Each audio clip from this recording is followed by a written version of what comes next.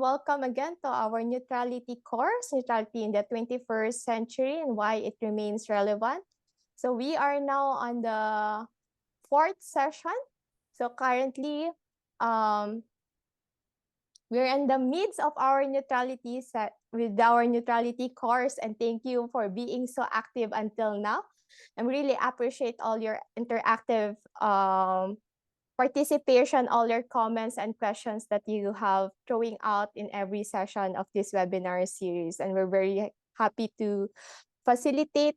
If you have also would like to check in with you, if you still have remaining questions from the previous sessions, don't forget to send it to us via email so we can send it to our previous speakers as well, so we can address all your remaining questions. So since we are in our session 4, what does it mean to be neutral in the 21st century? Would like to have first a recap as usually for our session for today. So for our week recap, we're going to use our Mentimeter. So for those who are able, kindly scan this QR code or send or type menti.com in your browser, and the access code is shown into your screen right now. Okay. I'll just give like 1 minute for those who are in the Mentimeter already. And if you cannot access the Mentimeter, of course, and you just wanted to share your answer via chat, that's also possible as well. All right. I think we're ready. So I'm going to just stop sharing and present my another screen.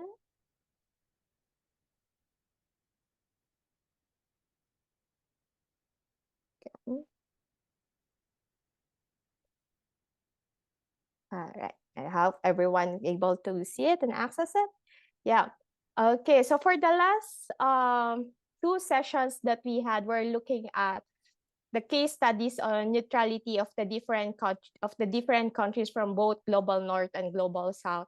We have the case studies of Austria, Costa Rica, Finland, Ghana, Ireland, and Mongolia. And even last week, we've discussed about the case studies of the neutrality in the global south. So far, would like to check in with you, our dear participants, if you could just type in what have you learned so far about the advantages of being a neutral state. So we'll give you a minute to type in your answers. Or also you can type in here in the chat box of what do you think is the advantages of being a neutral state.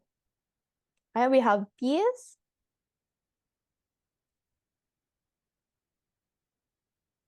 It stops war from spreading. We have seen that in the several case studies. Independent foreign policy. I'm going to also read some from the chat box that we have now. No arms industry, not being involved in wars. Possibility of mediating. Yeah, we see that in Mongolia. Neutrality is not pacifism. Yeah, we'll learn that also from the first session. Economic stability, flexibility in foreign policy. You don't run the danger of being entrapped by an alliance partner. More resources for social politics, good negotiating power in the global arena, more safety, more some flexibility. It fortifies your peace, independent decision making. Okay? Balanced view, keeping peace. Basis for negotiations, international organizations, less militarization and national narratives, peace. Inspiration, it provides more. Model, I think friends to all, photo neither. So select the definition from our first webinar series, be a role model. Yeah. Thank you everyone for sharing your thoughts about the advantages of being a neutral state. Towards of this session also today, we can see how does it will be, how can we be still use neutrality. Okay, so next one, like to see, we have seen in our case studies that there are also challenges of being a neutral state. So far from your so far, from what have you learned so far from this webinar series? What do you think are the challenges of being a neutral state?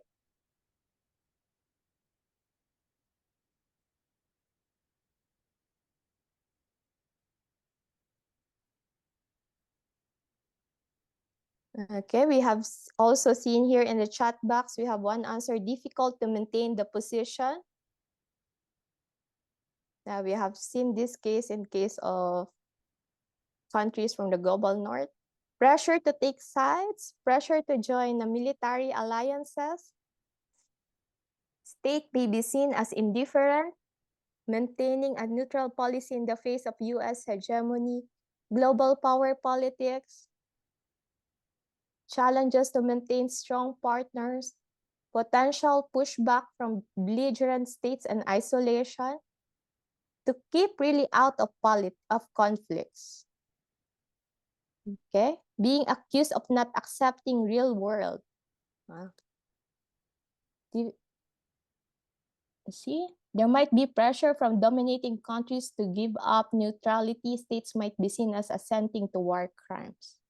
Difficult to navigate tense military environment, confusion in the military, being isolated from other states. Economic partnership should be seen also from neutral but often go on and this against neutrality principles. Okay, thank you everyone for the possibility of being attacked in major wars. Here, there's still you can still put on our comments about that. Yeah, so we have seen so far in this neutrality webinar series, we're not only seeing the advantages of it, but also the challenges or the threats of being a neutral state. So it's also for also give us space to critically think and analyze about being neutral nowadays, especially, and also gaining the learnings from previous examples that we have for the neutrality. So thank you everyone for sharing your thoughts and answers about it. And maybe later on we can have discussions about it. Towards our next session on session 4, session 5 and session 6, we'll have more workshops with you so we can have more discussions on this, the challenges and advantages of the neutral state. Thank you for sharing your answer. So for the next question, we'll just have a quick recap also of the discussion from last week. So the first question, guys, you can also have, you see in the screen, which policy is not yet in Mongolia constitution? Our speaker from last week is also here with us today, Anshika. Thank you for being with us again today. Okay. We have A, B. We have answers in non-alignment movement, and C, permanent neutrality. The most right answer from our previous discussion, the one that's not yet in Mongolia constitution, is being the permanent neutrality. So the non-alignment movement and non-interference between Russia and China disputes is already been considered in the Mongolia constitution. So after, as we remember from last week's discussion, after gaining independence in the 1980s, Mongolia underwent significant reforms in its constitution and foreign policy. So with the consideration towards adopting a neutral stance, and because of its also geographical location, which is situated in both dominant countries of Russia and China, which is also both nuclear powerhouse, the pragmatism or the being real about the situation influenced the evolution of the total policies and foreign policies in the national policies and foreign policies in Mongolia. So Mongolia needed to navigate its relationships between carefully between its neighboring superpowers countries. So the government began to reassess its foreign policy and focus on fostering positive relationships between also not only with the two neighboring nuclear power houses, but also with its developing countries surrounding them. So while Mongolia aimed to remain neutral in disputes between Russia and China, it also acknowledged that its position might change if its national interests were directly impacted. So for the recent discussions that been arising in Mongolia regarding the possibility of declaring permanent neutrality, however, the public opinion, the scholars and academe are in favor or advocated for maintaining its existing constitution that they have right now, which allows because it allows them to have more flexibility in foreign policy decisions. And also, this instance is very imperative to safeguard Mongolia's national interest, encompassing, of course, their national interest to safeguard their national identity, territorial integrity, economic independence, sustainable and ecological development, and national unity. So despite also being not official permanent neutral state of Mongolia, they still a party to the international conventions such as the Hague Conventions of 2009.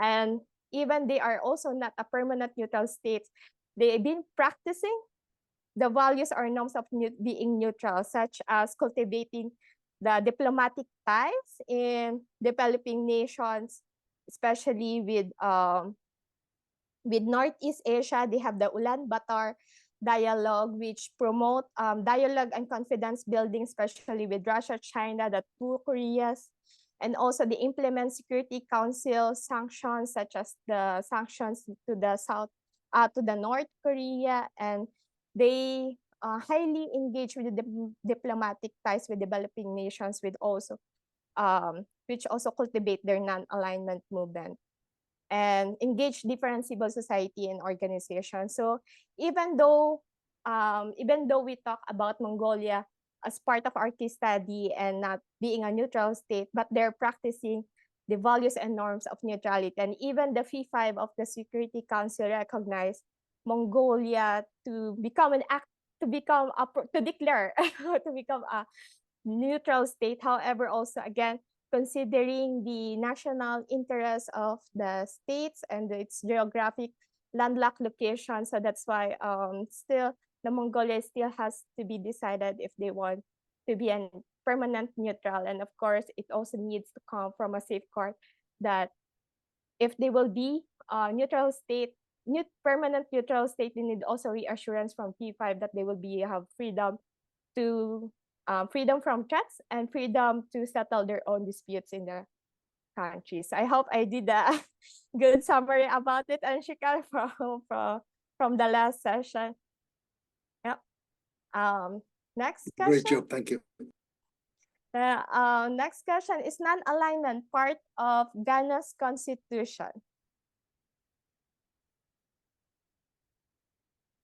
Yes, we can also have answer here. Someone answer. Maybe. Okay. Let me see. Maybe. All right. Actually, in Africa, it's Ghana is one of the countries in Africa that has non-alignment movement as part of their constitution. It's written in their in Article 40 of Ghana's 1992 constitution, where it specifically mentioned, and in their constitution, that's just let me read that it mentions specifically that adheres to the principles enshrined in the Charter and the aims or ideals of the United Nations, African Union, ECOWAS, the Commonwealth, and specifically the non-aligned movement. So Ghana, along with other countries in the region, is one of the pioneers to adopt the non-aligned movement policy in Africa. So this policy positioned Ghana as neither affiliated with the East nor the West. So it means neither affiliation with the US or to the Russia, which is quite put them also in a quite difficult position, and they also have difficulty in soliciting support from the African bloc. However, the president during that time, I'm not sure if I pronounced it correctly, Lukman, perceived neutrality in Ghana as positive. So implying the ability to formulate opinions on global issues based on their own merit, and they're the first one to define as neutrality as positive neutrality. So they position themselves as positive neutral countries, which which also which also give them flexibility to have their opinions in global issues, and also positioning their interests on the current global issues. Okay, next question. I think this one we talked a lot also last week. Which among is one of the advantages of neutrality in Costa Rica based on the last week discussion? So A, non-participation to the war, building defense, or indirect participation to the war. Okay, we got A on the chat box as well. Yeah, this is a very one of the landmark case in the world, I guess, in terms of neutrality, because this, in the case of Iraqi invasion in April 1992, if you remember it last week, it's a huge case in Costa Rica as well, because during that time, Costa Rica is receiving much of pressure from the US to be one of the signatory or support to legitimize their attack on Iraq. And the Costa Rica will not send any military or any weapons, but they just need the US just need their signatory. However, given that case, the Supreme Court outlawed the support, citing its responsibilities under the country's foreign policies, and one of these responsibilities to refrain from violating international obligations, which include the country's unilateral obligation to maintain neutrality when conflicts or wars arises. So for this reason, the Costa Rica withdraw their support to join and not to join those coalition of willing nations to invade Iraq. So this is one of, we can see also the advantages of being a neutral state, that they can use it as their right not to participate in any war, and freedom from pressure from other states. And if you want to read more about the case of the Iraqi case, it's also in our reading materials, and also for our reading materials, in our reading materials that we send every week, we keep on updating it. So we hope that you are able to browse it. And for those who are not able to join our last session, we already sent also our recordings. So for today, let me just allow me to run through the discussion for today, and we'll give the floor to our first speaker. So for today, we'll have the geopolitical realities that will be discussed by Anu.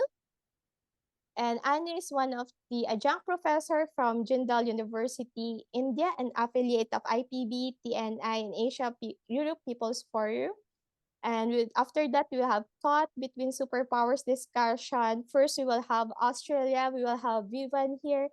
Bevan Ramsden is one of the former member of Coordinating Committee of Independent and Peaceful Australian Network, IPAN Austria. Hi, Bevan. Thank you for being with us today. We know it's 12 midnight in in Australia right now, and thank you so much for staying with us today.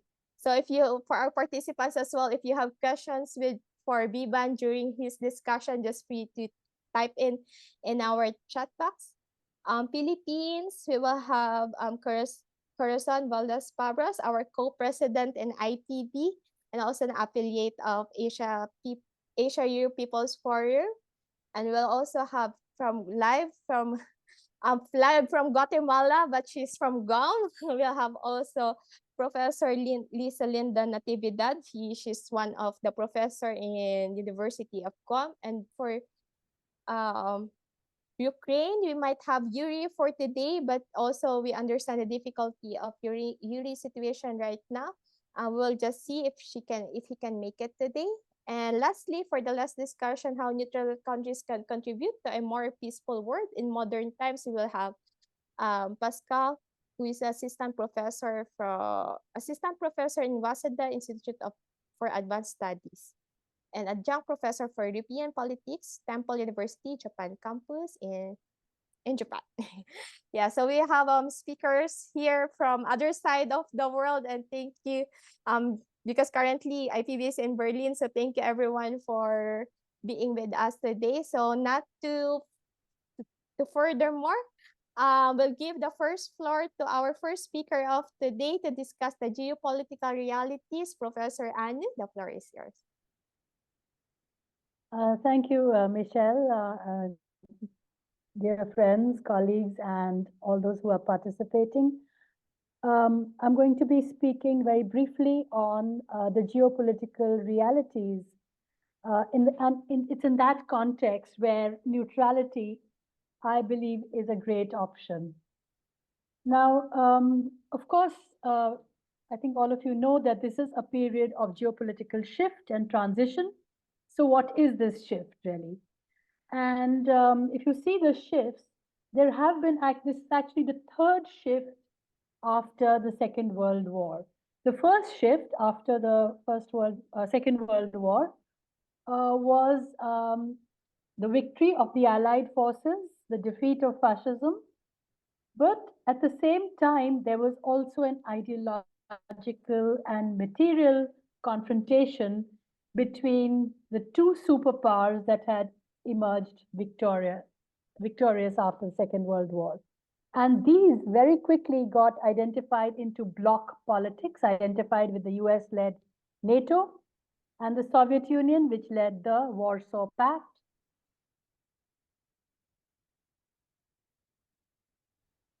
This characterized a bipolar, the makings of a Cold War, which we all know about, and I'm not going to go into that history. But there was one aspect, or one, I wouldn't call it a pole, but one group which was not written out during this period, because our focus, whether of international politics, the press, and history books, was all about bipolarity and these two blocks. But there was also emerging a group of former colonized countries who were now independent, who did not want to be part of either of these two blocks. They'd had enough of that colonial weightage on their shoulders. And this began the non-aligned movement, which became stronger in the 50s. And they stayed away from military blocs. They professed neutrality, but at the same time, they took positions. They were anti-colonial and they were pro-disarmament. Now, this phase actually went on up to the end of the 1980s, and the second phase began when there was a self-generated breakup of the Soviet Union, and Russia emerged as the inheritor state in 1991 and dissolved the Warsaw Pact. And this meant the end of bipolarity, because the United States emerged as the unchallenged superpower, heralding a period of unipolarity. And this was a period of US triumphalism and almost supremacy. They really enjoyed this period because Russia was now, really pretty a degraded power at this time. But at the same time, NATO was not dissolved, even though bipolarity had ended. So this period, interestingly, economically, also pushed for the policies of what we call neoliberalism, the Washington Consensus of privatization and which meant and trade flows, and also meant that manufacturing started moving out of the developed world, primarily the West, into where they found cheap labor, mainly China and other countries of the global south, but very largely to China, who had a very disciplined labor force. So the Warsaw Pact was dismantled. And in the next 2 decades of this unipolarity, there were, interestingly, 3 clear trends. One, the spectacular rise of China because of this globalization and the fact that this globalization was fostered by the US and the West. Second, the rise of the newly emerging countries, beginning with the Asian tigers and their collapse and their re-rise and that whole history of the ASEAN tigers at that time. And then the gradual emerging of other emerging economies like Brazil, India, South Africa. So one, there was a rise of China. Second, the rise of emerging economies. Third, the stabilization of Russia under Putin, their recontrol of their military, industrial, and oil complexes, the hydrocarbon collaboration and complexes, their gradual collaborations with the West and East. Now, in this phase, the US started tracking these changes, especially since 2009, and their national security strategy started signaling that there are these new threats on the rise. And the new threats they identified, I remember, it started with the neocons and their argument on the new century, the new global century, etc., in which they said that the US needs to continue its supremacy on land, sea, space, and technology. And the growing threats are China, a rising Russia, of course, terrorism. This was a period of that war against terror, which was a forever war, and US intervention in many Middle East countries, Iraq and that whole weapons of mass destruction. We all know that. I'm not going to repeat it except to say this was all part of this war on terror, Afghanistan, Iraq, Libya, Lebanon, and all of these were targeted as rogue states, were a threat, and there were interventions. At the same time, therefore, in this period, there was also the rise of a new kind of multi and minilateralisms, one can call it, because they weren't fully multilateral. They were minilateral or plurilateral. Things like the Shanghai Cooperation Organization between Russia, China, and the Central Asians, which India and Pakistan immediately clamored they wanted to join it, which they have eventually. Then there was the ASEAN became stronger. They had a vision statement which said that they would not like to be part of any blocs. The BRICS, which G7, decided to expand to welcome some of these emerging economies. So they had G20 and BRICS also in 2009, really. So with this, the US plans began, which very clearly then said there was now that China, a near competitor, a peer competitor, it is a threat, and therefore there is a need to contain China. From 2004, they started working with Ukraine in their various so-called democracy movements, which were actually targeted towards regime change and bringing in a pro-Western leadership. Ukraine, as we all know, is internally very divided. It's polarized, with the west part of Ukraine being pro-Western and the east part being Russian-speaking and associated with Russian culture and paradigms, etc. So this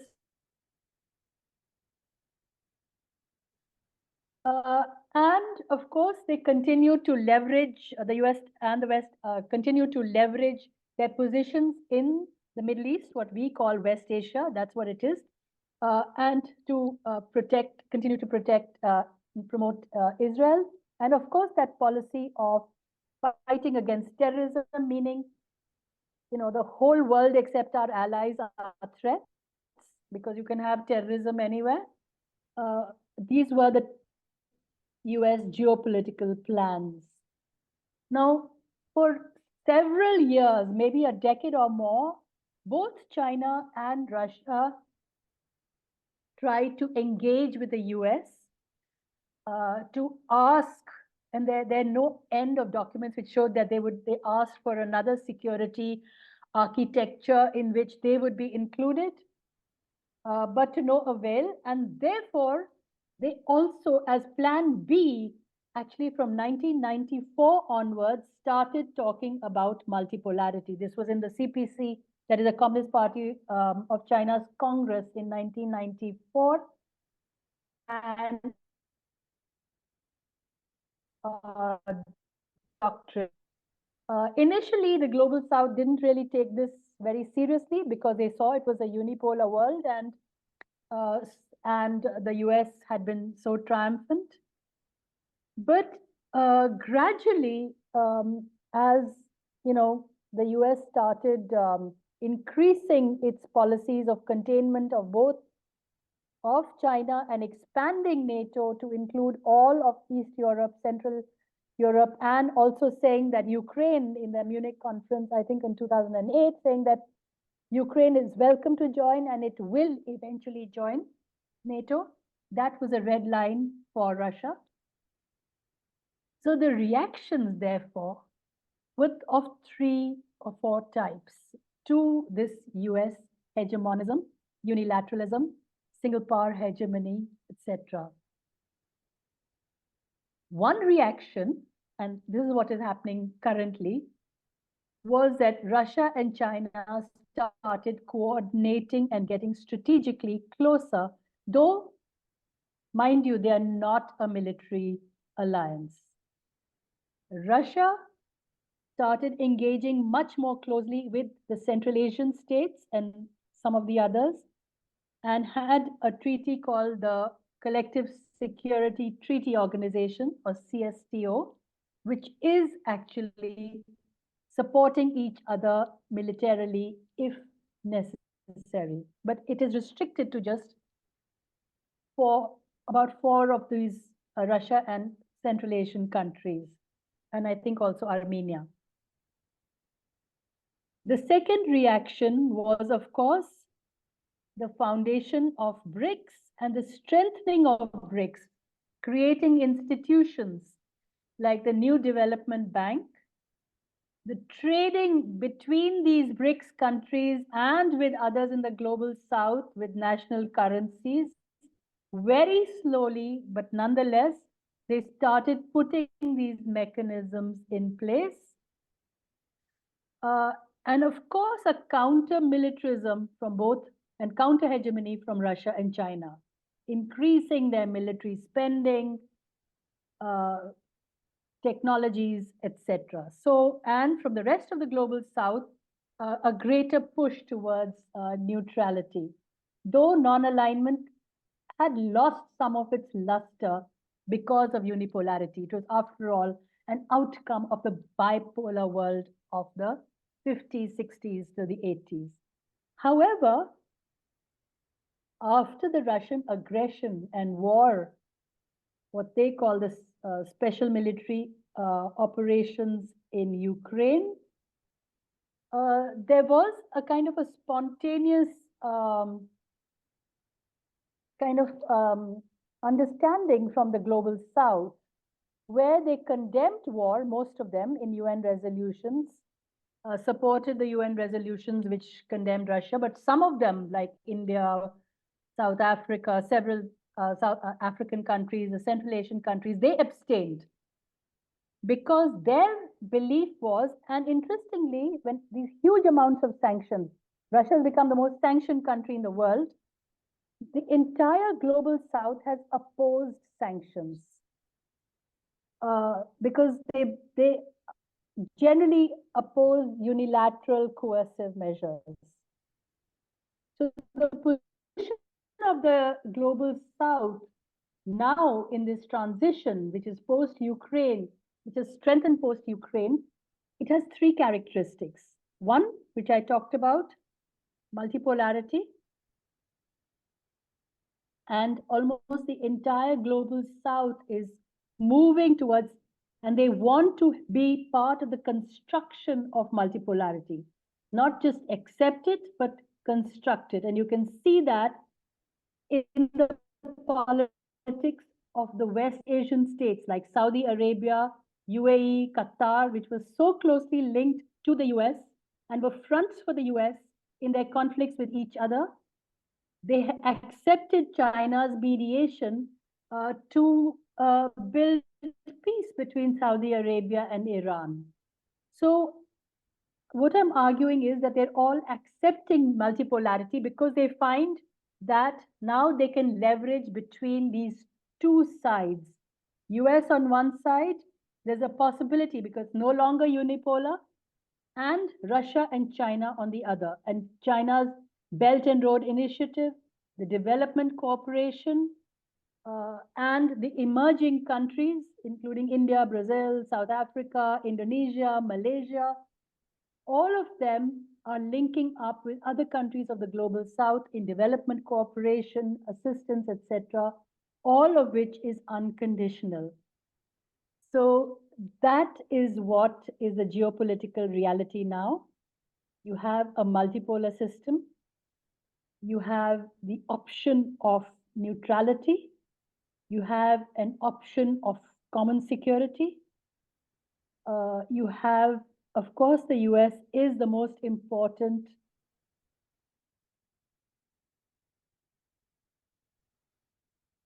superpower, military power, by this strategic coordination between Russia and China. And the latest US defense document, which I read very carefully, if you see that, they recognize this.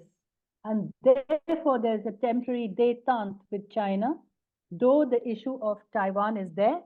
The new theater of wars are, of course, one in Europe, which is Ukraine, the second because of Israel and Palestine, and third in the South China Sea.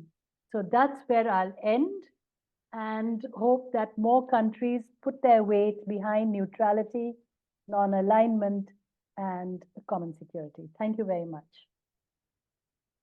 Thank you so much, Anu, for that critical analysis of what's our geographical realities that's happening right now, and to give the experiences of the countries that being caught with these superpowers and how they're positioned themselves right now. We'll dig in more. So, without further ado, let's call our first speaker, our second speaker and first speaker of this session on Caught Between Superpowers. Bevan, the floor is yours. Thank you, Michelle. Greetings, everyone. I'm Bevan Ramsden. I'm a member of the Independent and Peaceful Australia Network in Australia, which is a network across Australia of some 50 peace, community, faith groups, and some large trade unions. I am not an academic. I work with others in the cause of peace and independence for Australia at grassroots level.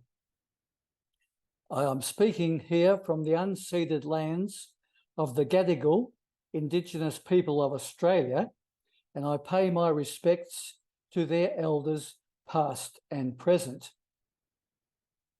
It is a privilege to address an international audience on this important subject of neutrality and why it should be embraced by a country caught between the superpowers. My country, Australia, is very much in this cleft position. China is Australia's major trading partner. Mineral exports to China have provided many jobs and significant export income for Australia. We Australians depend on importation from China for many everyday items, and prosperity for Australians over recent decades has been dependent to a significant extent on trade with China.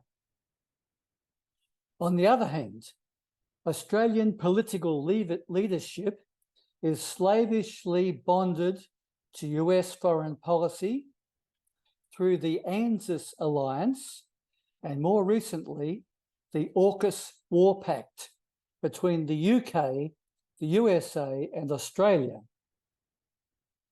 Internally, this subservience to the United States is expressed through the sellout of our sovereignty in an agreement signed between the US and Australian governments called the Force Posture Agreement. It guarantees the United States a military posture in Australia. In fact, it gives the United States military unimpeded access to our airfields and seaports.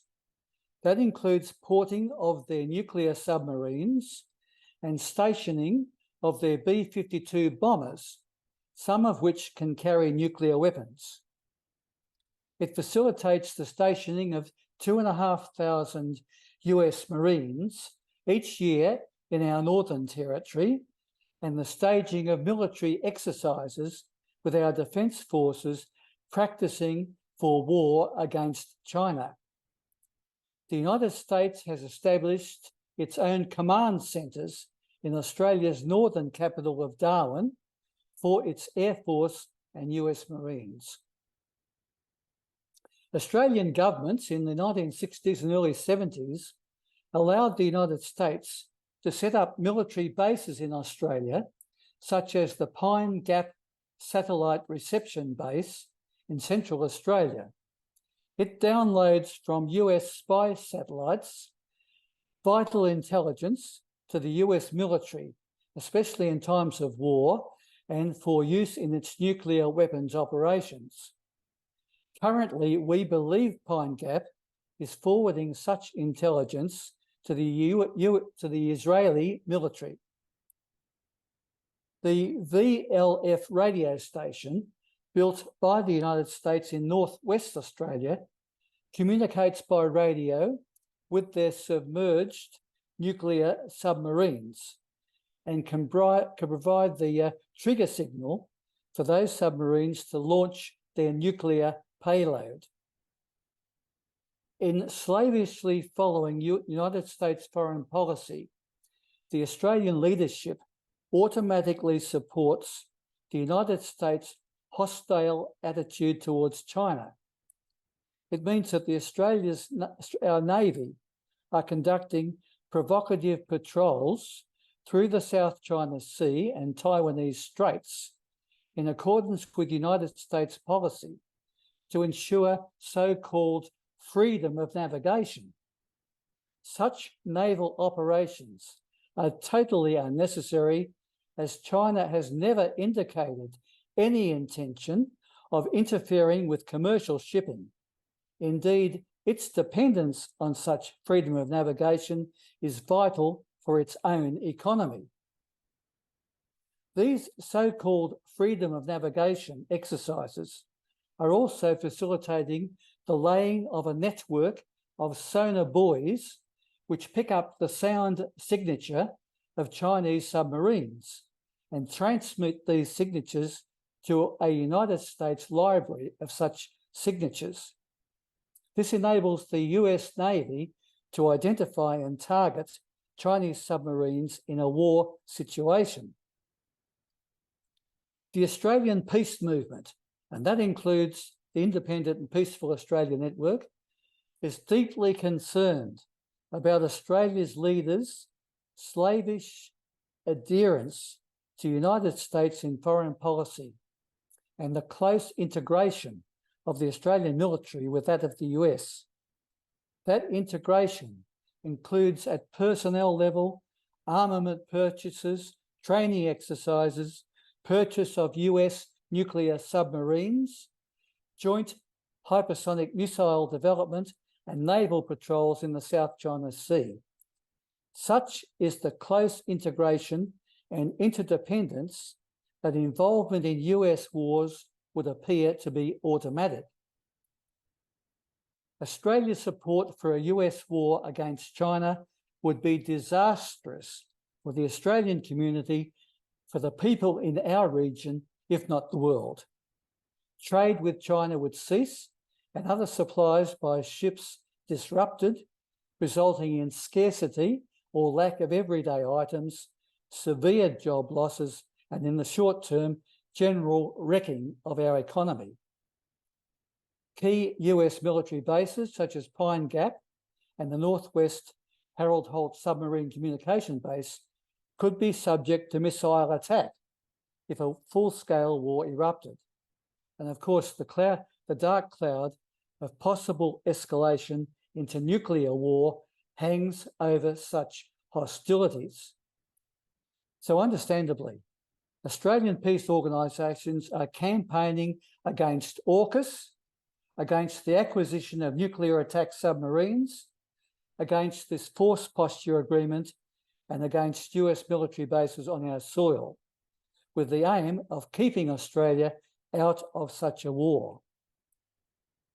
The huge disconnect between the position of Australia's political leaders, and that includes both major political parties, is highlighted by two separate opinion polls of the attitude of the Australian people towards war. The question was asked, in the event of a war between the United States and China, would you prefer that Australia side with China, side with the USA, or stay neutral and keep out of such a war? 2/3 of Australians, 67%, favour neutrality and keeping out of such a war. Among Australian women, the preference for neutrality was 73%. So there is a huge gulf between what Australians want and what successive governments of both political parties have committed and are committing Australia to militarily. Neutrality is not dishonourable or cowardly. To the contrary, it is a brave, peaceful, and honourable position if adopted by a country. Neutrality is a national status recognised by the United Nations. It is expected that a neutral country will defend its neutrality and independence if attacked, but will not support belligerence. A neutral country would not allow foreign military bases or foreign military activities on its soil in times of war. Pine Gap and Northwest VLF communication station would have to be closed to the United States in a US-China war. Our ports would be closed to their nuclear submarines and our airfields closed to their fighters and bombers. We could not allow their troops to operate from our soil. Summing up, neutrality would free Australia from involvement in a US war against China and enable the pursuit of an independent foreign policy embracing peaceful and mutually beneficial relations with all countries. Thank you. Thank you, Bevan, for that critical analysis also of the position of Australia regarding neutrality and its current geographical realities as well, and to give us also another the next country to present its geographical realities. Let us see the Philippines. Cora, the floor is yours.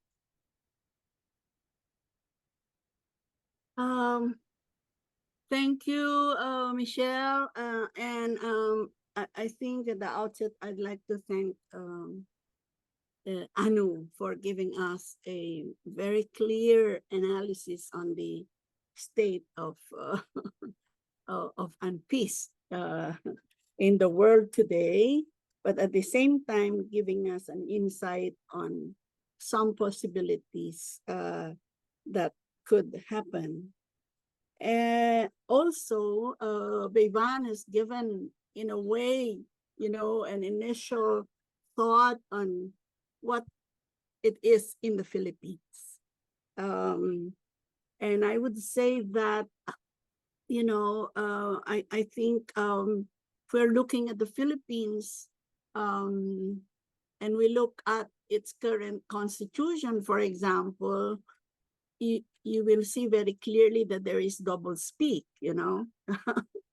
And we go back to considering the history of colonization, occupation, and as a major and the biggest military outpost in Asia Pacific for almost 100 years. That's the Philippines. After it has been occupied by Spain for 400 years, the United States at some point, as well as Japan. And we see the impact of us in the Philippines, the Philippine territory, as home to the biggest military outpost in this part of the world, in Asia and the Pacific. And this presence did not only impact on our security, our independent foreign policy, which we don't have, our culture, education, land and economy, the political as well as the justice system. We're basically what you'd call an American territory in many sense. Although the Philippines is signatory to the UN Conventions of Human Rights, Peace and Sanctions, and many other agreements, we are also signatory to the Southeast Asia Nuclear Weapons Free Zone Treaty, and we have ratified the Treaty for the Prohibition of Nuclear Weapons, and we have a nuclear-free basis constitution. So that's where I would say, you know, that there is a very strong double speak in the Philippines, because in practice, that is not what we are seeing. Let me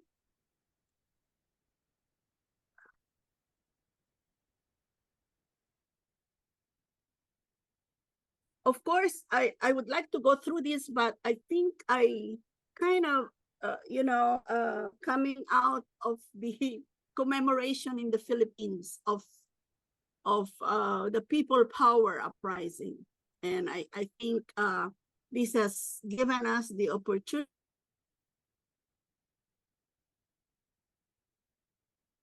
and political and cultural rights in the Philippines.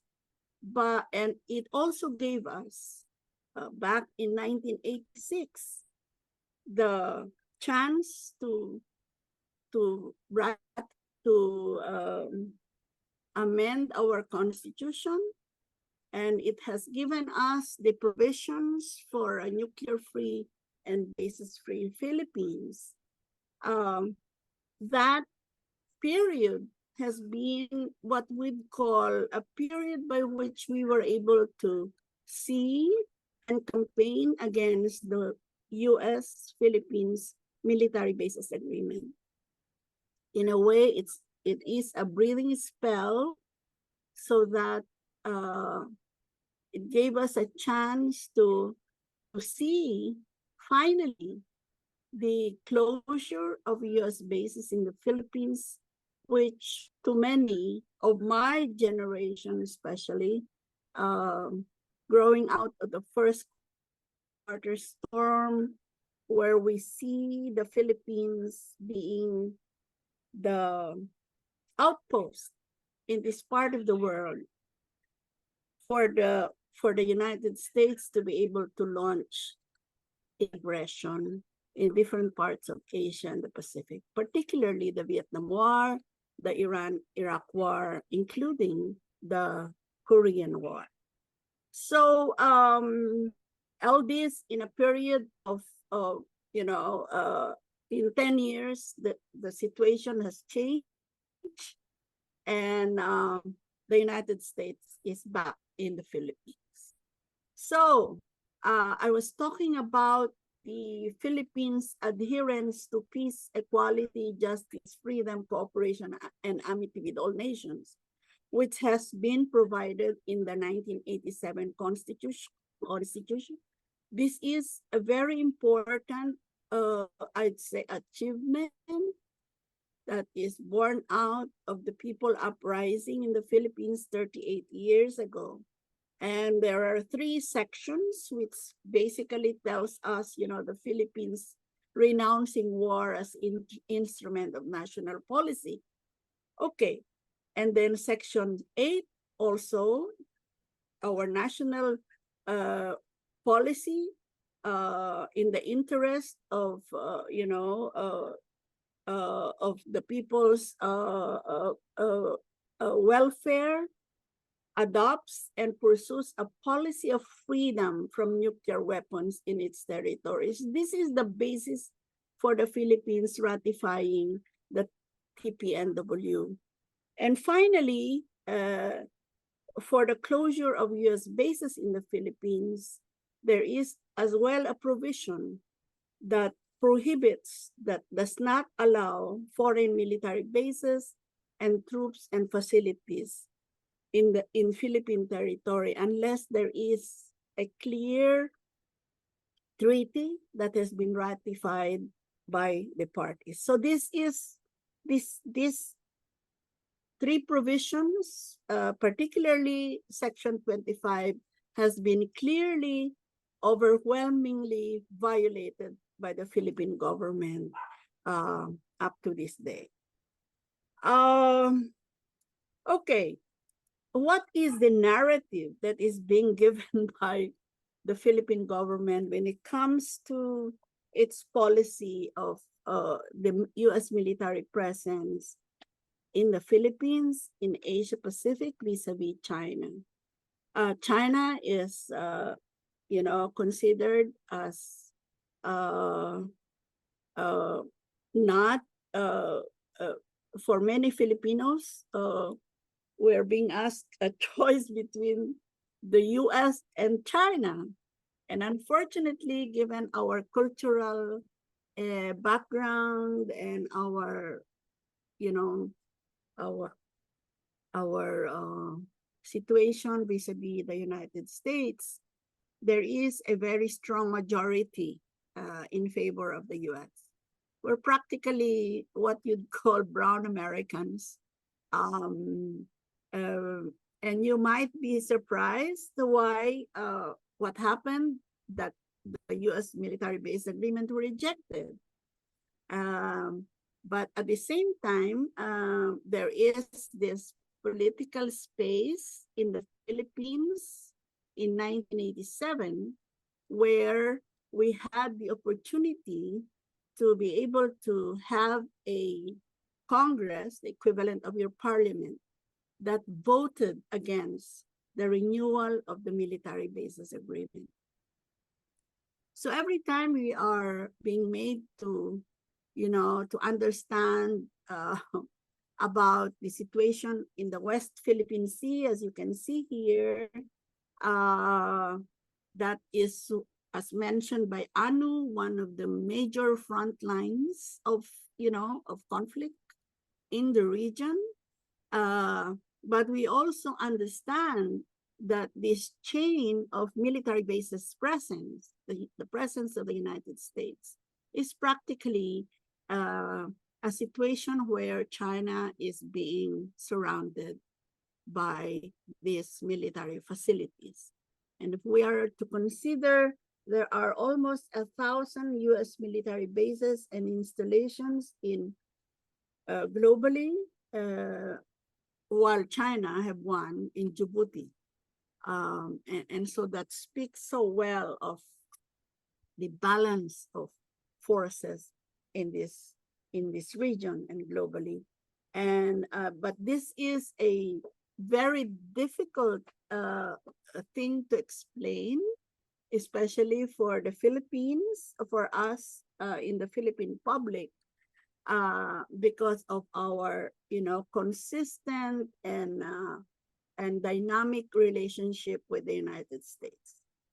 Okay, so currently, let me just go through, concretely where the Philippines stands. We are practically, a what you'd call an extension, or the Philippines is part of the US military umbrella globally. And of recent times, after the US bases were closed in 1992, it did not take very long, after 10 years, is it 10 or 15 years? A new agreement has been forged, which is the Visiting Forces Agreement. And this agreement basically allows the US to be able to hold a joint military exercise with the Philippines together with its allies. Currently, under the Enhanced Defense Cooperation Agreement,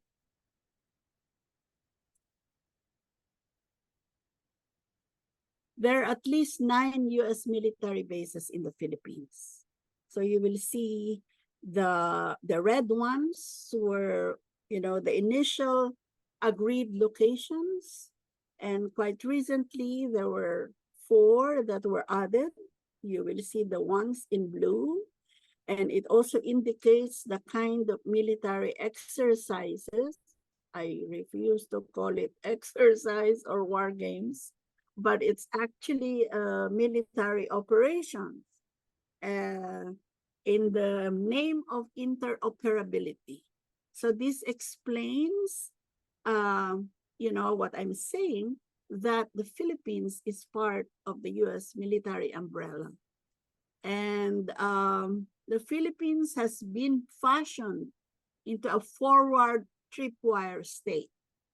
It is a forward facility that we have that practically is worse than what we were in 1992, before the US military bases were closed in the Philippines. It has actually transformed the entire nation into a southern, what you'd call battlefront of impending war against the US and China over Taiwan.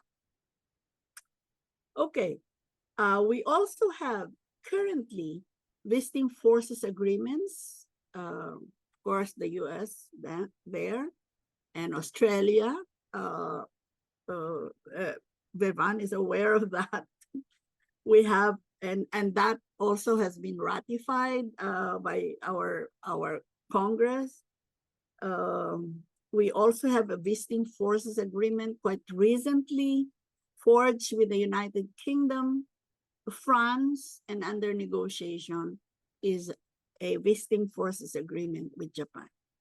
So one might wonder why we all need all this, why we need all these visiting forces agreements, given that, practically Australia,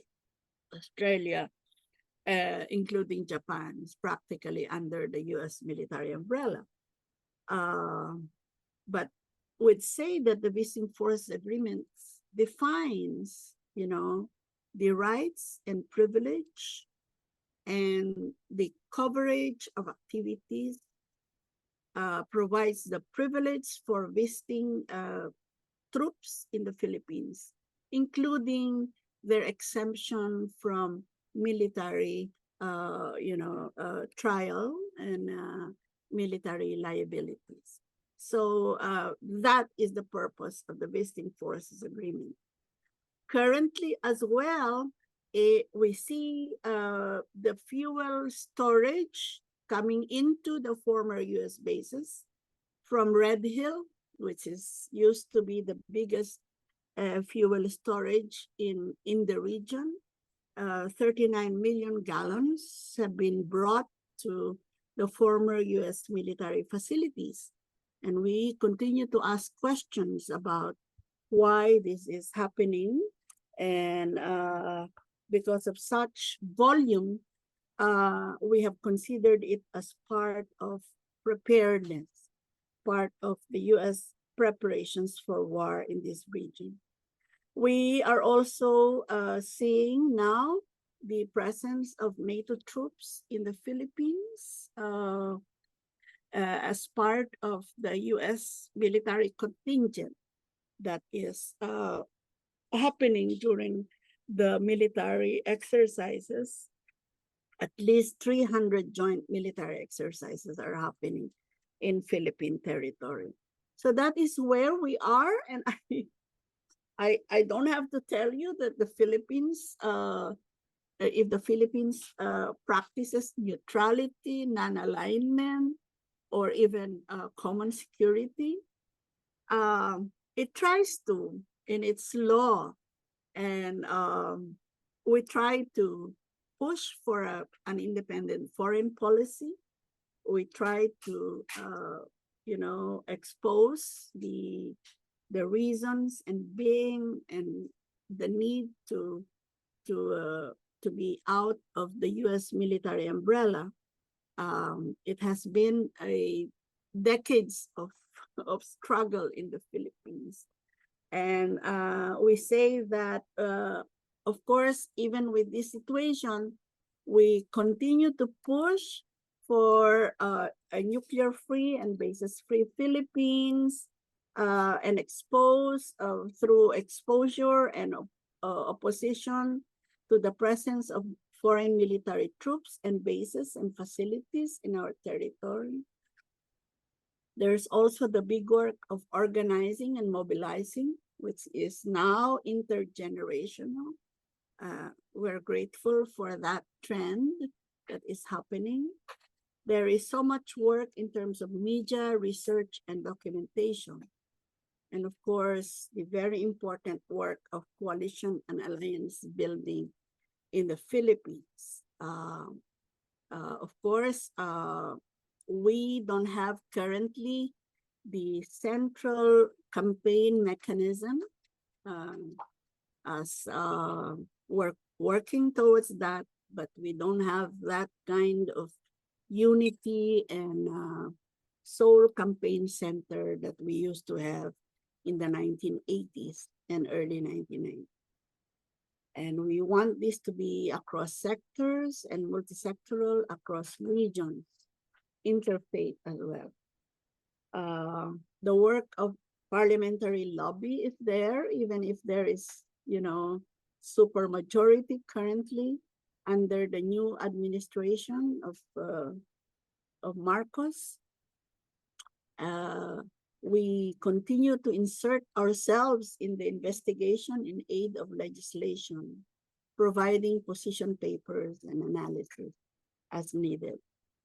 And currently, there is a strong move in this current government to change the constitution. The charter change is there in the guise of improving it to be more to benefit the Philippines economically. But we're seeing the removal of the provisions on nuclear weapons and the provisions of foreign military bases and troops in the Philippines. We also continue to work on international solidarity, sharing our experience, but at the same time, making it an avenue for us to be inspired, to learn from movements, particularly movements that addresses the problems of U.S. military presence, foreign military bases in their territory. So you would see us having stronger ties with Okinawa and Japan, of course, Jeju Island, Hawaii and Guam, and other areas, including Australia, where the unities have to be forged, solidarity have to be strengthened, because we are addressing the same problem and the same looking at the same aspiration for an independent foreign policy, as well as a nuclear-free, basis-free world. So I end with that. I hope I did not use too much of my time that is provided, but that is where we are. And our hope is that our government will eventually realize and pursue an independent foreign policy and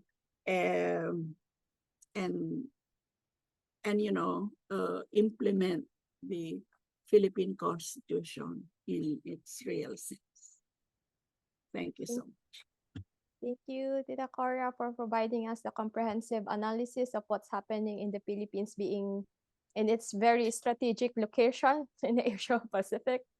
And to give also another perspective of another country caught between superpowers, we'll have the floor to Professor Lisa Linda Natividad, who is now representing the situation of Guam.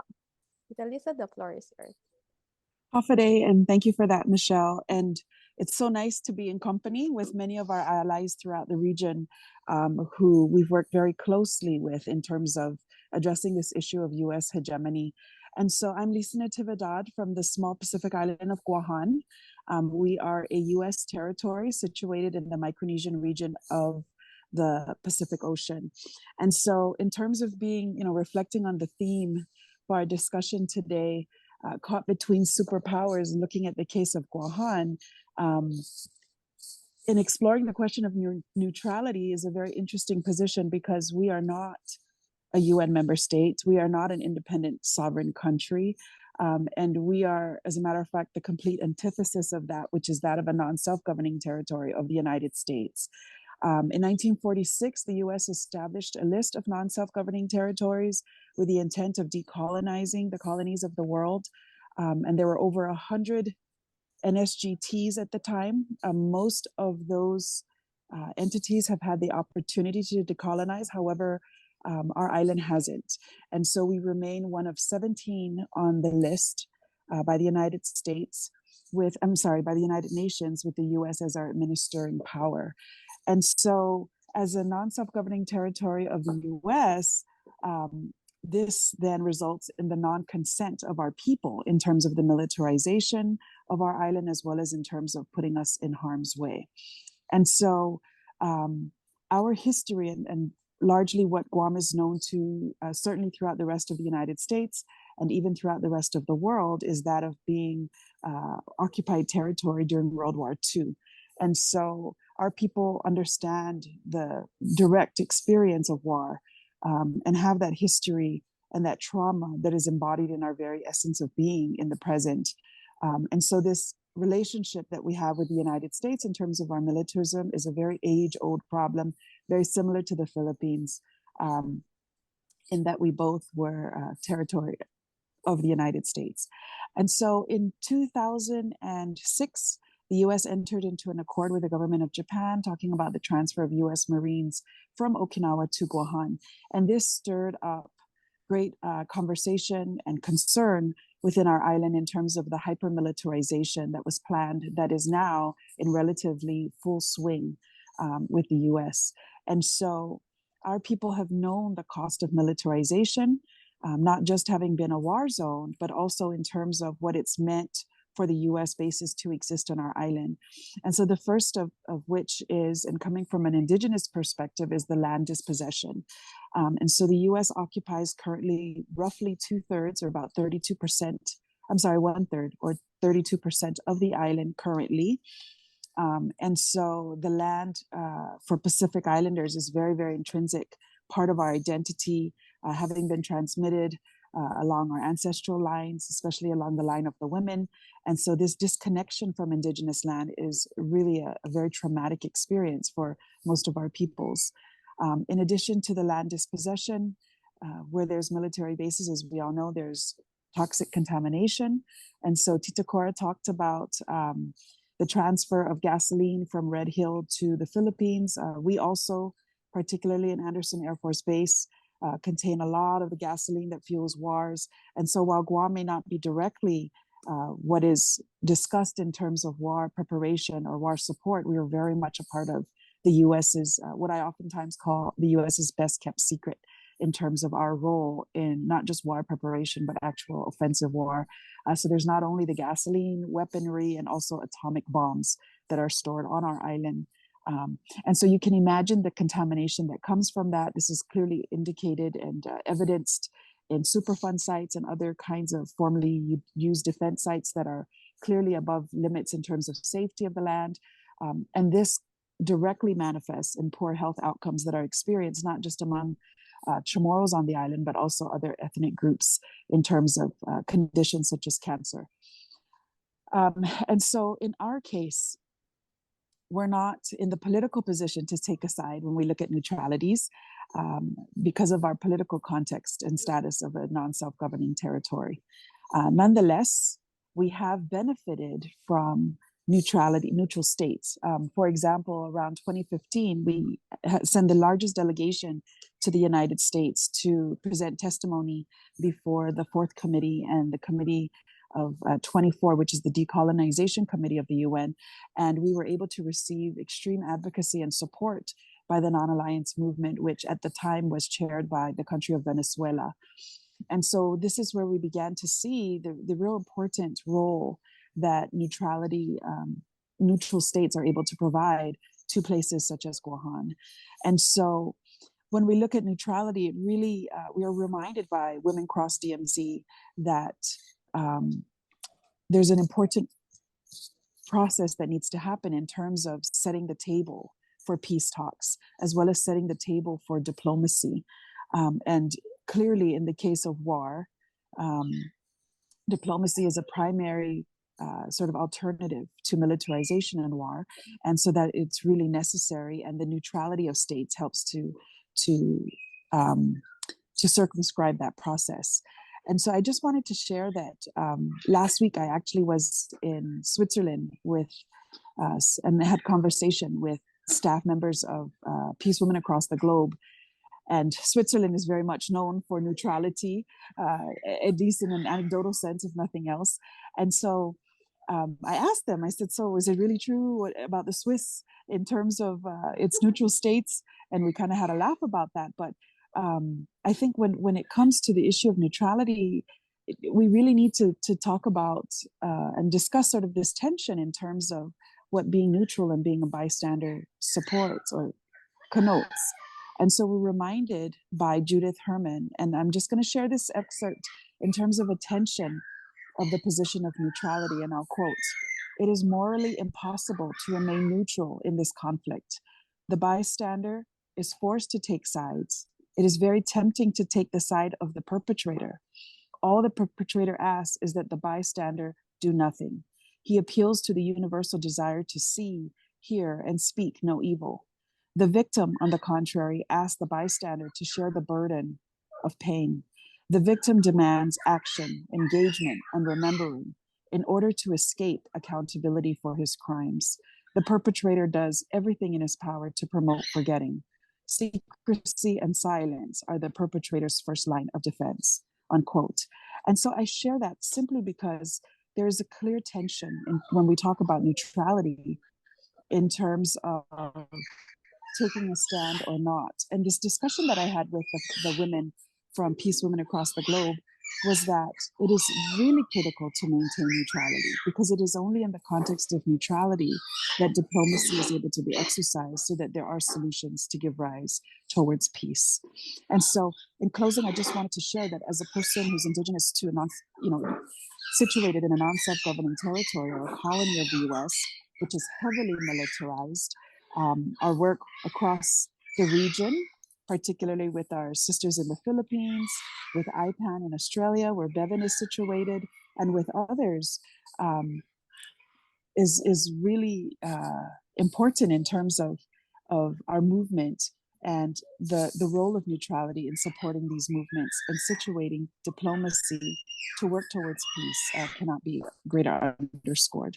And so I apologize for the birds in the background. I'm in Guatemala in a hotel and I'm by the pool freezing just to be able to get some quiet space to participate in this webinar. So my apologies for that. Undankulu na si Duas Masi, a great big thanks to the coordinators of this discussion series on neutrality, a very important discourse to be had. Thank you very much, Ajaz. Thank you, Tita Lisa, and yeah, for making it happen to be with us also today. You know, it's also very early in Guatemala at the moment. And for the next speaker that we'll have, it's also like from a former neutral state, Ukraine, Yurii. The floor is yours. Greetings, and I will share my presentation. One moment, I need to do it. Where is?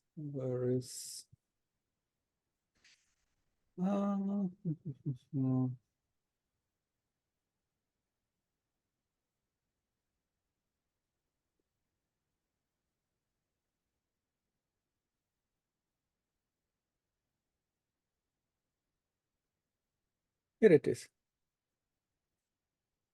Do you see my presentation?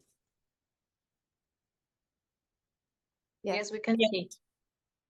Wonderful. Dear friends, greetings from Kiev, here in Ukraine under Russian bombardments after an air raid alert today. I will try to deal with a challenging topic of neutrality, caught between superpowers, as it was said, and I will make a point of need of proactive pacifist neutrality to stop the Russian aggression. My name is Yurii Sheliazhenko. I represent Ukrainian Pacifist Movement. I hold PhD in jurisprudence, and I will try to deal with the challenging topic of neutrality, and I will discuss our experience of being formally neutral state, how neutrality is perceived today in Ukraine. Could neutrality of Ukraine be a part of peaceful solution to the problem of Russian aggression? And need to reconsider the concept of neutrality on the basis of proactive pacifism. Russia imposed neutrality on Ukraine after dissolution of Soviet Union, trying to hold Ukraine in Russian sphere of influence. In years of Ukrainian independence, neutrality was rather compromise aspiration than reality. Even the controversial compromise, a point of heated political debates. The neutrality was invoked by national democratic politicians to refuse Russia in strategic military alliance in the first years of this divorce with Russia. However, Russian Black Sea Fleet remained in Ukraine and later played a decisive role, as we know, in annexation of Ukrainian territory, annexation of Crimea. NATO proclaimed neutrality outdated concept in the years after dissolution of Soviet Union. Russia promoted some sort of perverted neutrality, anti-NATO but pro-Russian. There were pro-Western and pro-Russian circles in Ukraine able for peaceful coexistence, but gradually radicalized with foreign support. So the question of neutrality or Euro-Atlantic choice became a matter of national debates. There was a compromise that we could integrate into Europe, but not NATO initially, though there was strong support of NATO all the time. Russia and Europe, unfortunately, both refused to lift trade barriers because of security concerns. Economies were weaponized, and Ukraine took side of more developed economy, the side of the West. How neutrality is perceived today in Ukraine? In short, neutrality is distrusted, treated with contempt, and contested as alignment with the enemy. I will give you typical examples. President Zelensky said that nobody could be neutral during the war to African leaders who came with their mediation initiative to Kiev. And by the way, it was also some Russian bombings during their visit. Interestingly, despite Zelensky rejects situational neutrality, his negotiators were ready to consider strategic neutrality in Istanbul. And there was some signals in the media too.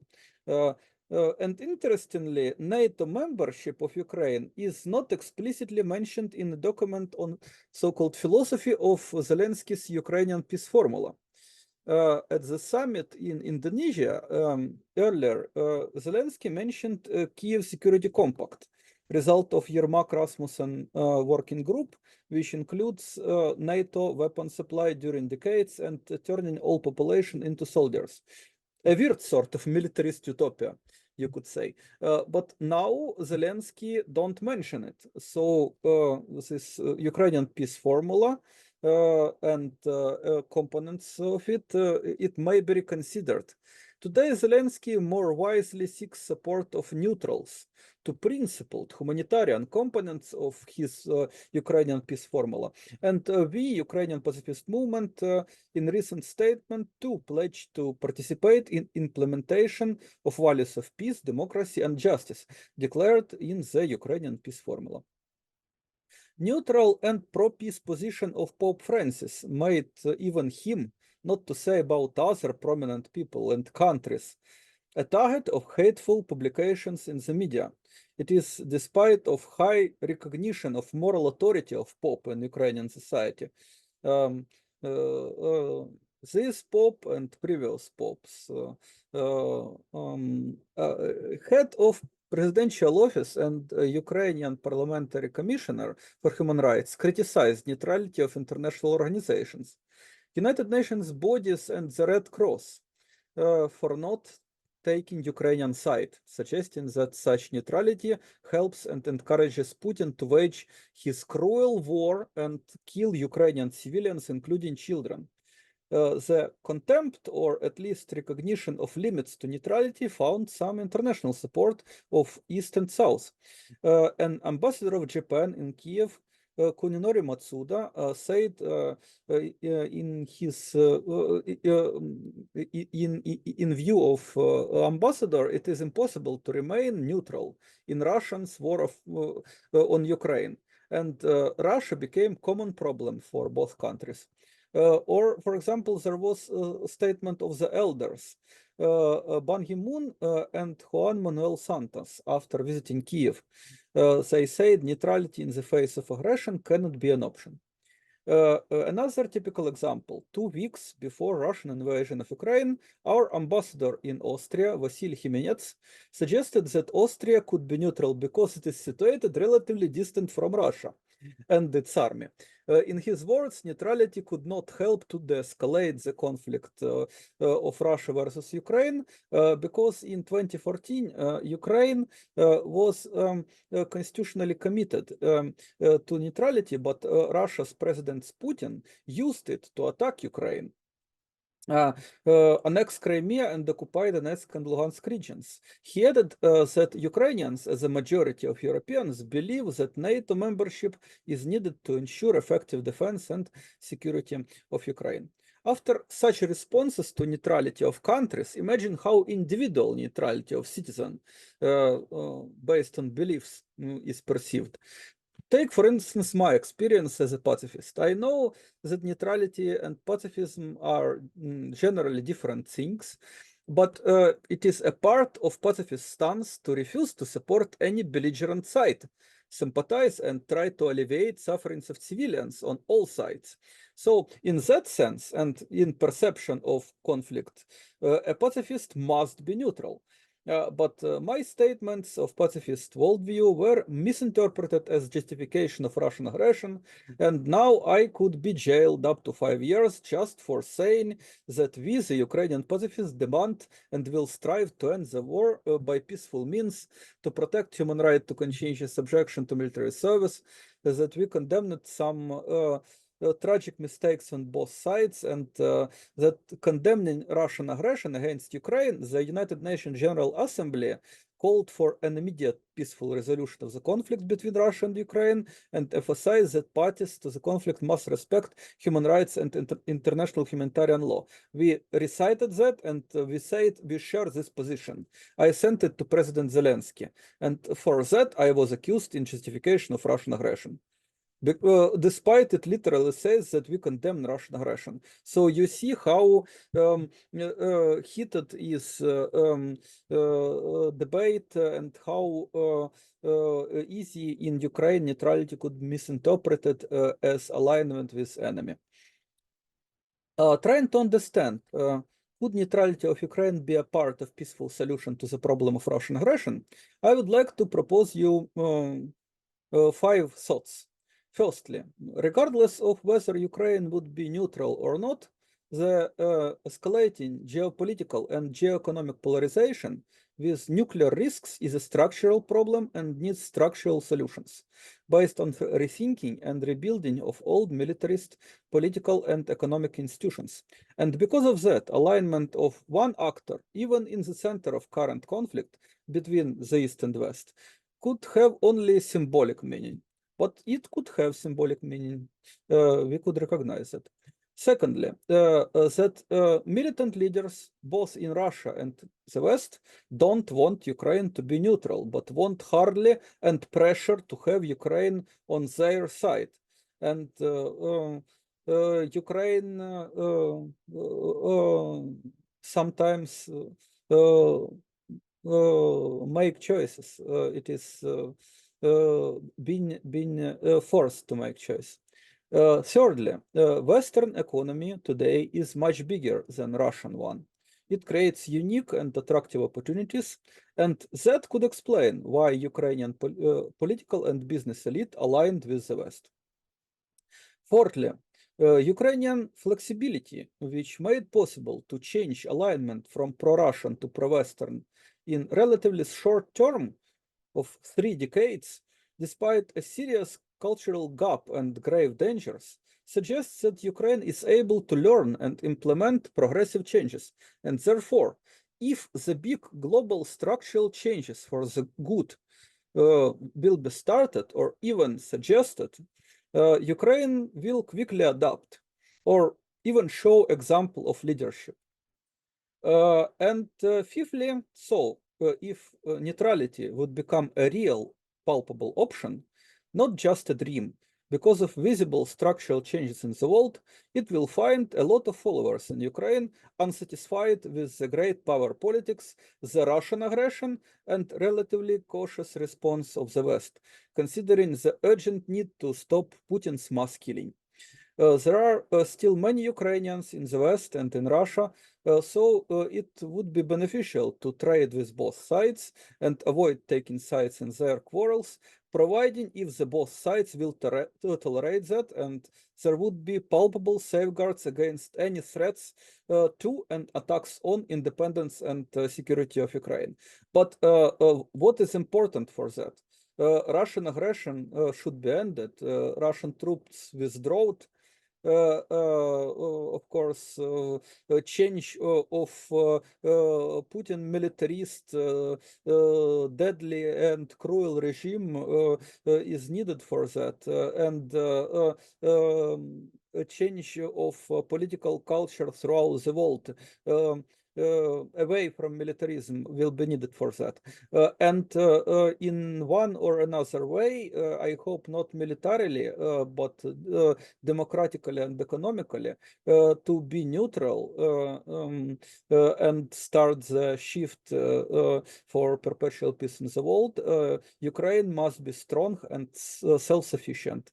Unfortunately, now we have traditional views that military strength is needed, but I hope with time we will learn that peace, culture of peace and non-violence, strength of economy, strength of knowledge about how to achieve happiness and development of society could help us to achieve a peaceful strength, much more strong than military strength, and become a basis of Ukrainian neutrality.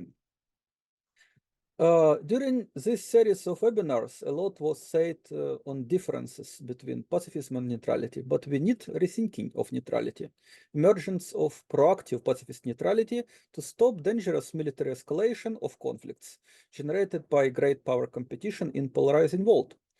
Perhaps the first step towards necessary structural changes could be a neutrality and peace walk of global civil society, but it needs strong ethical basis and proper communication to avoid militarist attacks, denigration, and repressions. If peace movement wants to promote neutrality, it must be neutral itself, professional and visionary, capable of providing education, mediation, fair communication, and media services upholding truth and hope. Other services, such as humanitarian or medical aid, which would be needed on all sides, and that alone would ensure respect to neutral status of the peace movement and tolerance to the anti-war agenda. I wish that big structural changes in economy and politics towards nonviolent way of life and governance could be started in the world, progressively changing archaic visions of peace through strength in belligerent countries. Peace movements must work hard for such big changes. Our main role is to uphold hope for a better future without wars, and ethics of neutrality could be a helpful contribution for the whole to achieve perpetual and fair peace on our common planet. Peace not only between humans, but also between whole human family and the nature, which suffers from our dangerous and short-sighted policies. Nature is neutral today to our obscene bloodsheds. But if we continue to harm environment, many contested and not contested sovereign lands could be flooded because of climate change. We must remember the principle do not harm and follow it in all our actions as well as inaction. Be neutral to belligerency, but support all efforts to achieve justice without violence. And in my view, such a proactive pacifist neutrality could save the world. Thank you. Thank you so much, Yurii. We could not thank you enough for joining us today, despite of what's happening in Kiev right now. And we wish you the safety. And that's very critical analysis of neutrality in Ukraine. So thank you so much for the presentation. We will have the last speaker for today to present how neutral countries can contribute to a more peaceful world in modern times, especially now in 21st century. So without further ado, Professor Pascal, the floor is yours. Well, thank you very much, Michelle, and thank you to everybody for your brilliant contributions. And it's a great honor to speak right after Yurii. I made a video about him about half a year ago when you were arrested, and it's just incredible to see that peace activists and pacifists like you are being under attack. And this is exactly the problem also neutral countries and neutral actors in general have. You are not on the side of anyone, therefore both sides will crack down on you. And Yurii, in your case, your own government is cracking down on you. And this is inherent in how inherent to neutrality and a neutral position. I will expand on that right now. Let me just say that all of the inputs we got here are quite brilliant. And also about the Philippines, this let me see if I can share my screen. I'll just share my entire desktop with you. The discussion about Filipino neutrality is ancient. It's more than 100 years old. There's a beautiful PhD thesis written about the Philippines and neutralization, and it's written exactly 100 years ago in 1924. And it has been going on, like the discussion on whether the Philippines should be neutral once it is an independent country, because at the time it was officially kind of a territory of the United States. And that continued. There's here's another one. Let me see. This is a beautiful one. There was this journalist, an American journalist, who traveled around the world in 1958, 59. He also traveled to the Philippines, and he even interviewed the president of the Philippines at the time, Mr. Garcia. And a picture of him here where he talks with Garcia and says that Garcia of the Philippines tells Una of Washington that he wants to be friends with everybody.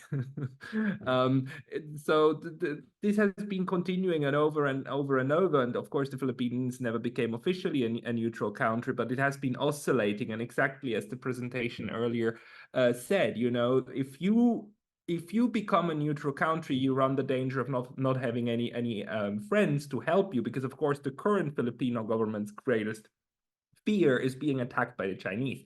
But by allying yourself with the United States, you run the risk of becoming a Ukraine of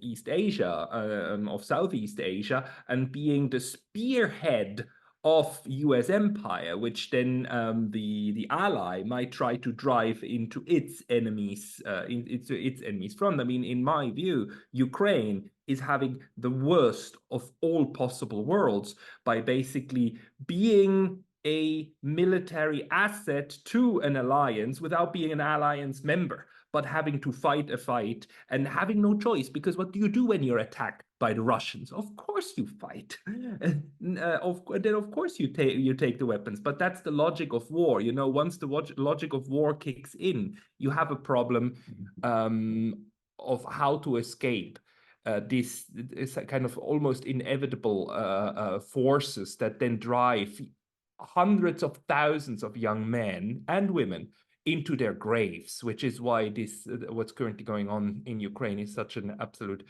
abomination. But maybe let me come to my actual presentation and talk a bit about neutrality and the connection with peace. And I would in this also like to try to answer a very good question or observation by Mona. I wrote it down here. I'll read it quickly. Since neutrality is, this was posted in the chat just earlier, since neutrality is indeed a concept that is primarily associated with international law rather than humanitarian international law, that's not entirely true. International humanitarian law and neutrality are very closely linked, but maybe we can talk about this in a moment.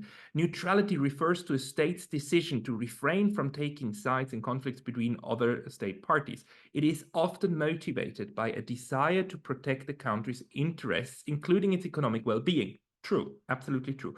By avoiding involvement in potentially costly or destabilizing conflicts. Absolutely true. So I don't consider it a tool for peace. For me, neutrality could be used as a tool for peace more than it is when humans and disarmament became a priority, not the economic interests. Also true, but I have something to say about this. So stop, please. So please stop trending it globally as a tool of peace. That's what I want to discuss. You know, it's both at the same time, which is why I keep saying that this Mona got this absolutely right and misses an important point, that neutrality is not the other side of peace. It's the other side of war, as sad as it is. But again, as I said in the first time when I talked here, neutrality without war, without conflict, then you wouldn't have neutrality. It just wouldn't exist because there would be nothing to be neutral toward. I'll come to this in just a second. In my first presentation, in the first session, when I gave an overview, I kind of showed this slide here, where neutrality is moving at the moment. And today I really only want to focus on this last point, that neutrality can't eliminate war, but it can help tame it. And that's the best they can deliver. You know, neutrality is unfortunately not a silver bullet. There are no silver bullets in international relations in order to bring about world peace. You know, if you push this one button, then suddenly everything is fine. It unfortunately doesn't work.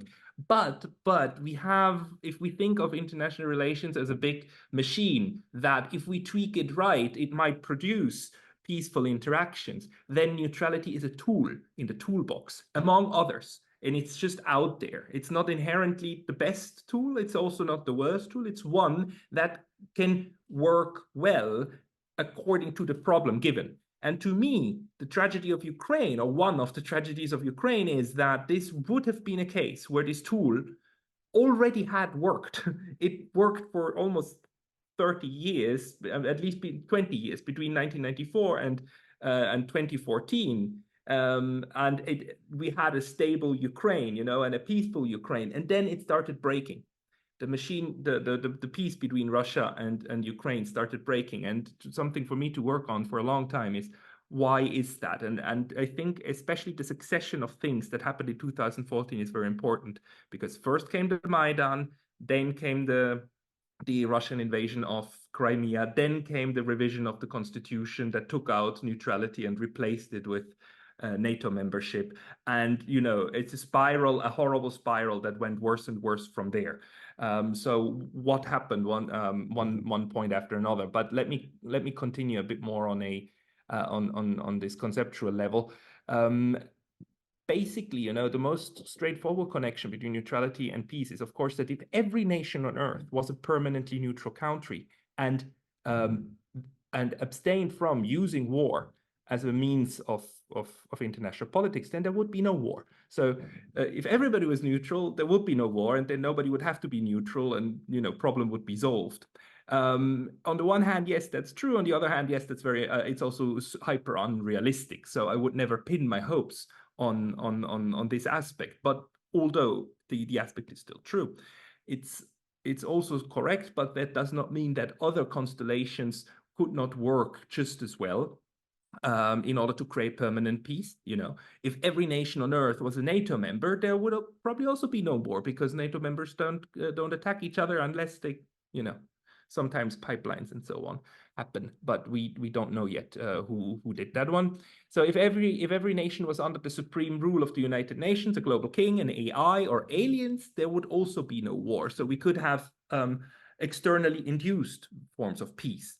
Or if every nation equally threatens all other nations, there would maybe also be no war. You know, if we had this stability of mutual threat, that's also hypothetically a way of creating peace. But within these hypothetical best case scenarios, the neutral scenario is definitely one of them. And the world is complex, and usually what we see is a manifestations of all of them at the same time. And then, of course, the machine doesn't work. We don't have peace. We have pockets of war. We have pockets of stability, and they keep changing in size over time. So yeah, think of neutrality as a tool in a toolbox that we might use, among others, to achieve the goal of global peace.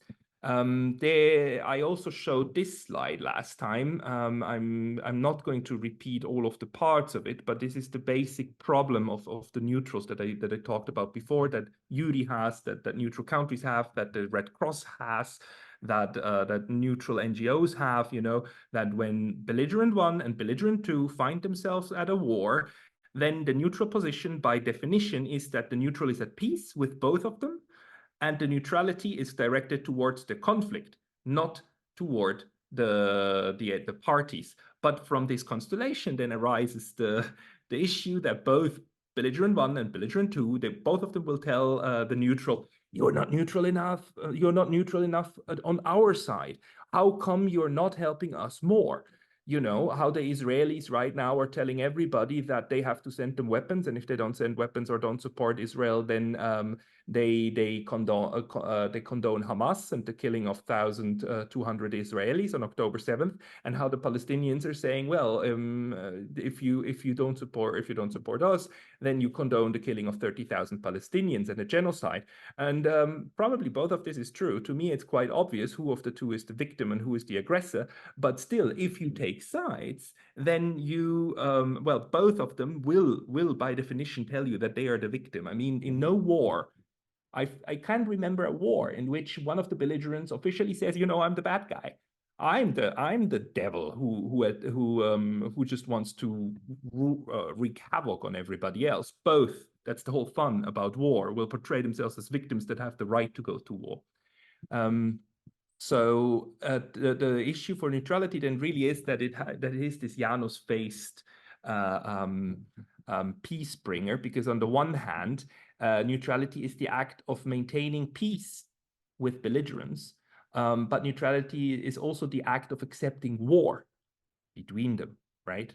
Otherwise, that's just it. You accept that they are at war. You don't try to side with one of the two in order to bring a peace through weapons. You accept that there's war between them. You bemoan that, you hate that, but you don't interact with it. So when neutrality succeeds, it maintains peace. But when neutrality fails, the way that it failed in Ukraine, the way that it failed in Cambodia, the way that it failed in Laos, the way that it failed 2,500 years ago in Melos, then the consequence is war, and the consequence might even be a genocide, and might be the annihilation of the neutral state, right? So high risk involved.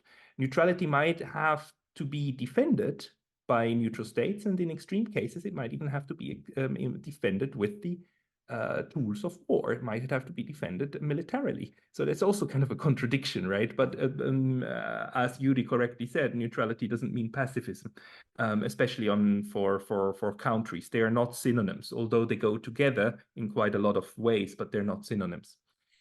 There's a very brilliant book chapter written by this gentleman, Stephen Neff, who also explored a very important component of the neutrality discussion, which is that at the end of the day, neutrality is, as an ideal type, a counter-proposal of how to create world peace. Because right now, by proposal, I mean a paradigm for world peace. Right now, as we speak, we live in the paradigm of the United Nations. The United Nations is a top-down approach towards global peace, meaning you have a global institution that has members that all function as policemen, and then are supposed to bring the world to the point where nobody goes to fight with each other, right? 5 policemen, and if the Security Council then makes a resolution, it can even implement that, and there will be no war. That's the idea. Top-down peace through a world government. That's the current paradigm. The paradigm of the 19th century was a different one. We didn't have United Nations. We didn't have a League of Nations.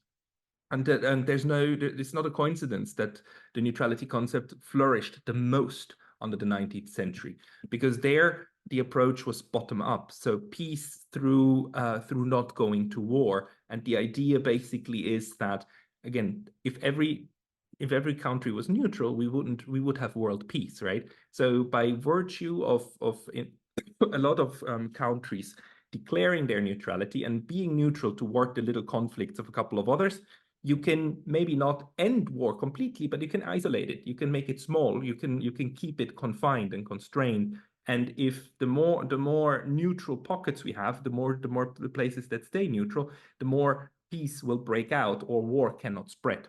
And of course, what happened was exactly the opposite. In 1914, 2 alliance systems started kicking in, and a tiny little regional war in the Balkans became the First World War.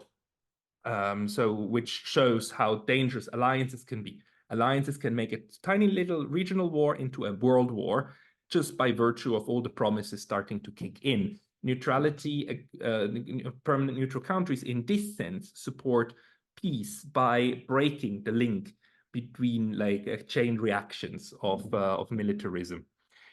Now, there are really 3 realms in which neutrality can add to peace or peacefulness. On the one hand, neutral countries, permanent neutral countries help prevent war because they reject all warfare short of self-defense. And I just need to say it again, like every modern war since 1945, since the Charter of the United Nations, has been fought in the name of self-defense. Even Vladimir Putin of Russia today justifies his invasion of Ukraine by saying, I'm just helping the Donbas republics to defend themselves. That's, I mean, even legally under in the Russian system, he made sure that Russia recognized the Donbas republics 4 days before he then declared a special military operation in order to attack Ukraine, in order to make the legal argument that I'm just helping the little guys, you know, to defend themselves against big evil Ukraine. And we've seen this time and again. The Iraq war has been fought like this, the Vietnam War, and so on. You know, all of these wars have been fought in the name of collective self-defense. And neutral countries, permanent neutral countries, reject collective self-defense. They in this sense, they're stronger, more strongly committed to pacifism than the UN Charter, because the UN Charter under Article 51 allows for collective self-defense. Permanent neutrals say, like, no, we don't collectively self-defend. We only self-defend alone. So it's a very international relations version of pacifism, right? We don't reject fighting, but we reject fighting with others. On the other hand, it prevents war by creating high incentives for permanent neutral states to work actively on conflict prevention, right? Permanently neutral states are constantly aware of how vulnerable they are because they are alone, and many of them might not have high-tech weapons, although Switzerland and Sweden at some point wanted to create nuclear weapons, but then they didn't. So, and weak states are, vulnerable states are very much prone to try to use diplomacy as much as they can to create stability in the system. And at the end of the day, these permanent neutral states function as buffer zones, which also has a rather peace-maintaining function under usual circumstances. On the other hand, neutral states also work as a containment of war, as I said before, and they prevent war from spreading, no domino effect like the First World War.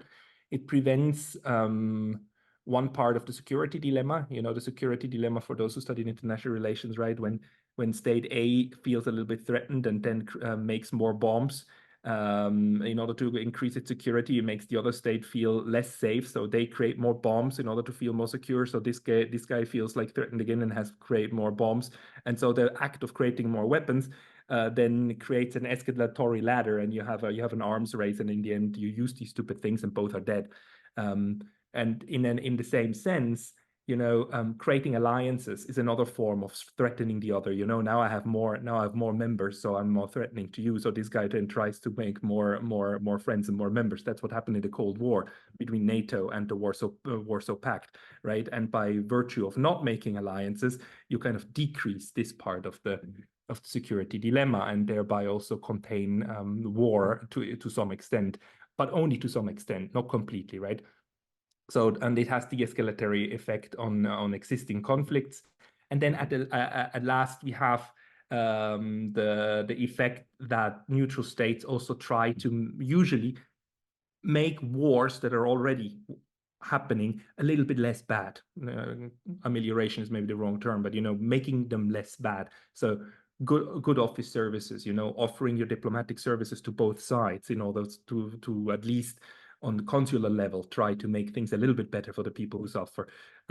Humanitarian relief activities of Red Cross and so on, or repatriations that sometimes are coordinated through neutral states. This doesn't solve the war, but it makes the effects a little bit better. And you know, the mediation offers that often go through neutral countries can even be important to end a war. Not always. Other actors can do this as well. Or direct negotiations, but all of these actions can help tame war a little bit. And at the end of the day, I would recommend, for the sake of the peace movement, to think of war, peace, and neutrality rather in terms of health than in terms of security. You know, I think of war as a cancer. I mean, this is a human cancer that eats up the human body, and if the cancer ever gets too big, it will kill the human body. And a cancer cannot really be contained; it makes no sense. But a cancer can be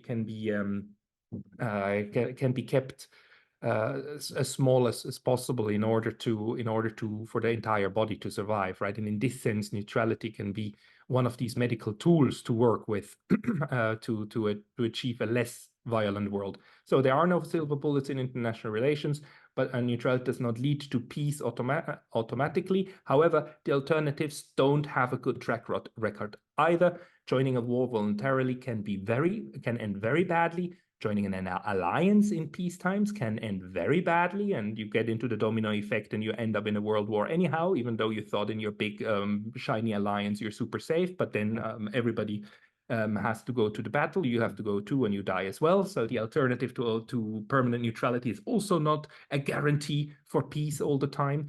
The only alternative to alliances are, at the end of the day, neutrality in some shape or form, you know, going it alone, like being on your own and figuring out a way to interact with all the other actors on the chessboard without actually ending up in a war. As long as we don't have a real world government with world police and a functioning world judicial system, neutrality, just like alliances, will remain with us as a different as part of the different strategies to confront the same problem. With this said, if you're interested in my work, please sign up for my mailing list on neutrality studies on my YouTube channel. I hope to speak in the future to Yurii as well about what's going on in Ukraine, and to others of you. Thank you very much for your interest. Thank you, Professor Pascal, for that presentation. Since we also reached the time for our webinar today, so we apologize in our all participants for today if we will not have a Q&A. We recorded all your questions in the chat, and we'll try to forward it to our speakers so they can address all your questions, and we'll send it to you via email as well to have more concrete answers to your questions. And for those who have been answered through the chat box, thank you to all our speakers, and we appreciate all our speakers today. Thank you so much for being with us today, and all to our participants who have been so interactively participating in all the discussions. So we wish you all the best for this week, and we hope to have more discussions and conversations next week on our session 5, second to the last session, and we will have more space there for the workshops to our participants. So thank you all, and have a good day.